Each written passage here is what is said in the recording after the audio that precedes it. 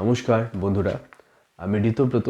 সবাইকে আজব দেশের গজব কথা এই চ্যানেলে স্বাগত জানাই।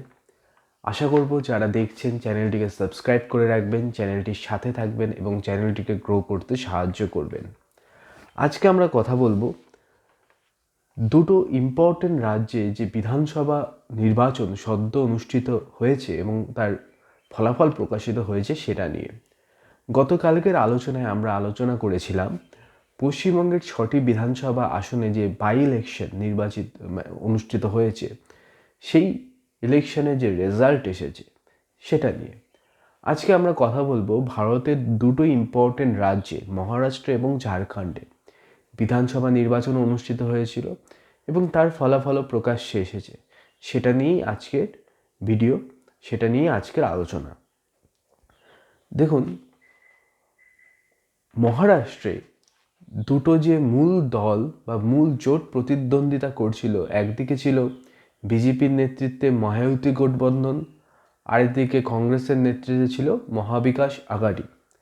তো মহাবিকাশ আঘাড়ি অর্থাৎ কংগ্রেসের বা ইন্ডি জোটের যে জোটবন্ধন ছিল, তারা কিন্তু লোকসভায় খুব ভালো ফলাফল করেছিল মহারাষ্ট্রে এবং তাদেরই কিন্তু সংখ্যাধিক্য ছিল। এবং সেটা দেখে অনেকেই মনে করেছিলেন যে পরবর্তীকালে যে বিধানসভা নির্বাচন অনুষ্ঠিত হবে সেখানে কংগ্রেসের নেতৃত্বে মহাবিকাশ আঘাড়ি আস্তে আস্তে ক্ষমতা দখল করবে। কিন্তু সেটা তো হলোই না, বরঞ্চ যে রেজাল্ট সামনে এসেছে সেটা কিন্তু খুব আনপ্রেসিডেন্টেড। সেটা মহায়ুতি গঠবন্ধনের দিকে বা মহায়ুতির জোটের দিকে একতরফা গেছে। অর্থাৎ বিজেপি নেতৃত্বে মহায়ুতি গঠবন্ধন এক প্রকার সুইং করেছে বলা যেতে পারে। তো কি কি কারণে এমন রেজাল্ট হলো সেটা নিয়ে একটু কথা বলে নিই। তার আগে আমি যে ডেটাটা পেয়েছি, আসন কে কত পেল সেটা আপনাদের সামনে তুলে ধরছি, তাহলে বুঝতে পারবেন যে কি রেজাল্ট করেছে এখানে বিজেপি।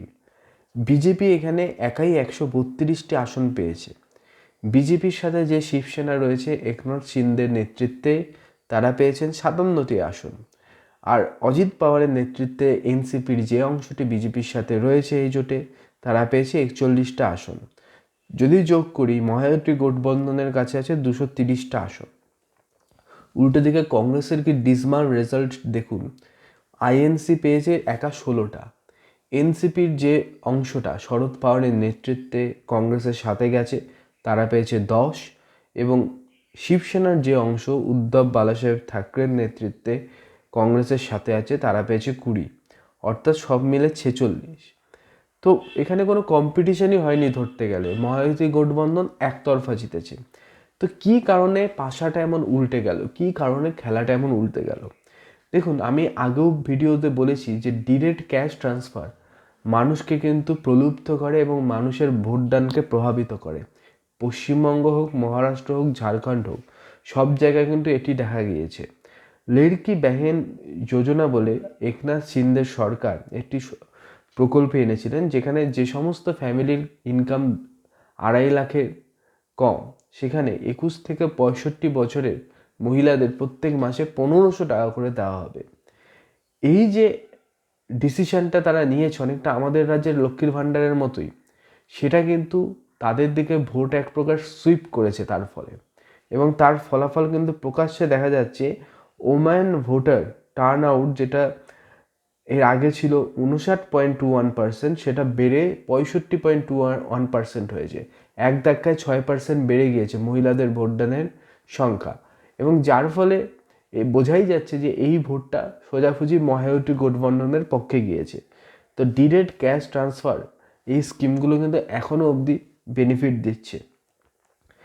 দ্বিতীয় যে কারণটি মনে হয় সেটা হচ্ছে অ্যালায়েন্স কোঅর্ডিনেশন।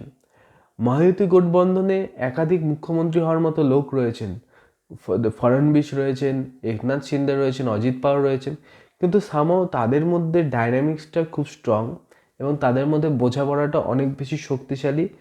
কিন্তু কংগ্রেসের মধ্যে, মানে কংগ্রেসের যে মহাবিকাশ আঘাড়ি, এই জোটের মধ্যে যে কংগ্রেস ছিল, উদ্ধব ঠাকরে শিবসেনা ছিল, এনসিপির অজিত পাওয়ার ছিল, এনসিপির শরদ পাওয়ার গোষ্ঠী ছিল, তাদের মধ্যে কিন্তু সংঘাত বারবার বাসা বেঁধেছে। এবং সেই সংঘাত কিন্তু দেখা গিয়েছে যে মহাবিকাশ আঘাড়ির যে অ্যালায়েন্স কোঅর্ডিনেশন, সেটাকে আঘাত করেছে বারবার, এবং যার ফলে তার প্রভাব কিন্তু ভোট বাক্সে পড়েছে।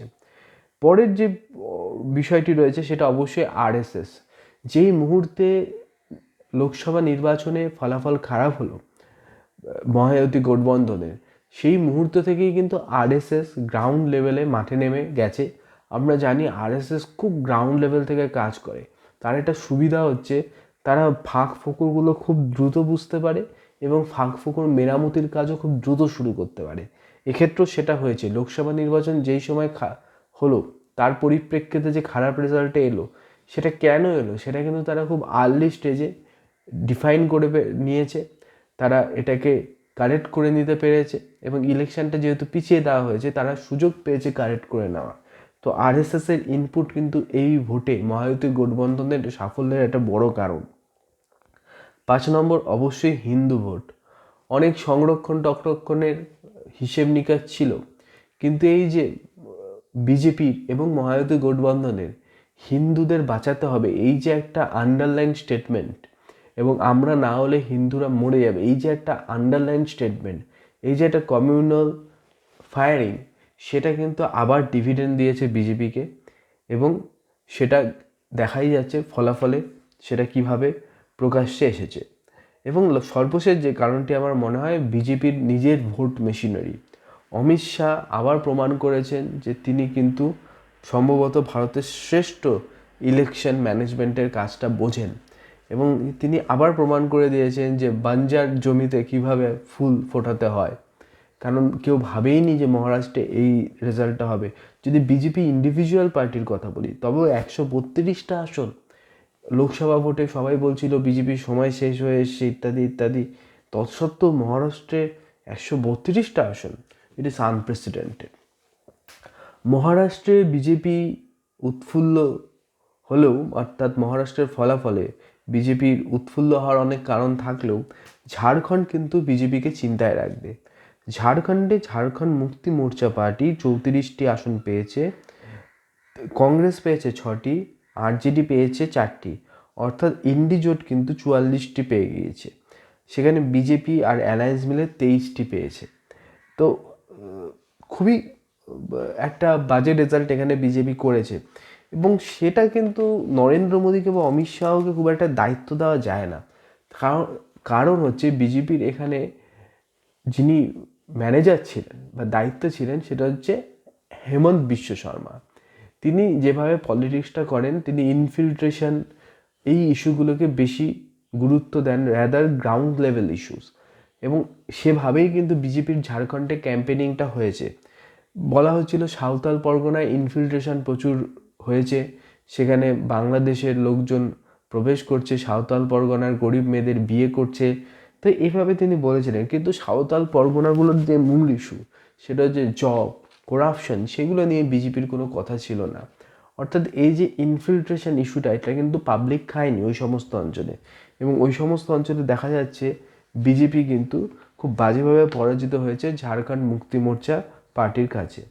আরেকটি ব্যাপার হচ্ছে ঝাড়খণ্ড লোকতান্ত্রিক ক্রান্তিকারী পার্টি ভোট কেটেছে, কিন্তু এই যে অ্যান্টি ইনকামবেন্সি ভোট ছিল হেমন্ত সোরেনের বিরুদ্ধে, সেই ভোট কিন্তু কেটেছে। এগেইন এখানে মহিলারা বেনিফিটেড হয়েছে এমন স্কিম করা হয়েছিল, মাইয়া যোজনা স্কিম। দেখুন, মহিলাদের জন্য যেখানে যেখানে স্কিম করা হচ্ছে সেখানে কিন্তু দেখা যাচ্ছে যে শাসক দল ভালো রেজাল্ট করছে, সেটা পশ্চিমবঙ্গ হোক, মহারাষ্ট্র হোক, ঝাড়খণ্ড হোক। এটা কিন্তু একটা ইম্পর্টেন্ট লেসন। সেখানে 70.46% ওমান ভোট দিয়েছেন, এবার অনেক বেশি সংখ্যক ওমেন, এবং সেটা এক্ষেত্রে ঝাড়খণ্ড মুক্তি মোর্চার পক্ষে গিয়েছে, বিজেপির বিপক্ষে গিয়েছে। কারণ ওরা সরকারে ছিল, ওরা মাইয়া যোজনা স্কিম এনেছে, মহিলারা বেনিফিটেড হয়েছে, ঠিক মহারাষ্ট্রের স্টাইলেই ভোটটা হয়েছে। এসটি সিটগুলোতে 28টি এসটি সিট আছে, সেখানেও কিন্তু বিজেপি পারফর্ম করতে পারেনি। এবং সর্বোপরি পুওর ম্যানেজমেন্ট সিস্টেম, বিজেপির ম্যানেজমেন্ট সিস্টেম যেটা মহারাষ্ট্র অত্যন্ত কার্যকর হয়েছে, সেটা এখানে ফেল করেছে। সাবাও মনে হয় মহারাষ্ট্র নিয়ে বিজেপি অনেক বেশি সজাগ সচেতন ছিল, তার প্রভাব হয়তো এখানেও পড়েছে। আর বাকি যে সমস্ত জায়গায় বাই ইলেকশন হয়েছে, সাউথে কংগ্রেস যেমন খুব ভালো রেজাল্ট করেছে, আবার উত্তরপ্রদেশের মতো রাজ্যে কিন্তু যেখানে লোকসভা ভোটে বিজেপি হেরে গিয়েছিল, এবং সমাজবাদী পার্টি ফ্রন্টে চলে এসেছিল, মূল চালিকা শক্তি হয়ে গিয়েছিল উত্তরপ্রদেশে। এবং মনে করা হয় বিজেপি যে একা সংখ্যাগরিষ্ঠতা পেল না 2014 সালে, তার মূলে কিন্তু উত্তরপ্রদেশ রয়েছে। কিন্তু এবার কিন্তু উত্তরপ্রদেশে দেখা যাচ্ছে যে বাই ইলেকশনে বিজেপি খুব ভালো ফলাফল করেছে, অর্থাৎ যোগীজি প্রপার স্টেপ নিয়েছে after the dismal of Lok Sabha ভোট, এবং তার ফলে একটা মনে হচ্ছে উলট পুরাণ রচিত হচ্ছে উত্তরপ্রদেশে অল্প অল্প করে। এবং ভবিষ্যতেই দেখা যাবে যে উত্তরপ্রদেশে বিজেপি তৃতীয়বারের জন্য সরকার গঠন করতে পারে, নাকি সমাজবাদী পার্টি অখিলেশ যাদব সরকার গঠন করেন, সেদিকেও খেয়াল থাকবে। তো এই হচ্ছে আজকের মোটামুটি আলোচনা। তো চ্যানেলটি ভালো লাগলে অবশ্যই সাবস্ক্রাইব করবেন। আমি এখানে বিভিন্ন সমসাময়িক ইস্যু বা বিষয় নিয়ে, মূলত রাজনৈতিক এবং সামাজিক বিষয় নিয়ে কথা বলি। তো যদি চ্যানেলটি ভালো লেগে থাকে আপনাদের, তবে প্লিজ চ্যানেলটিকে সাবস্ক্রাইব করবেন, আমারও বলছি গ্রো করতে সাহায্য করবেন। ধন্যবাদ, ভালো থাকবেন।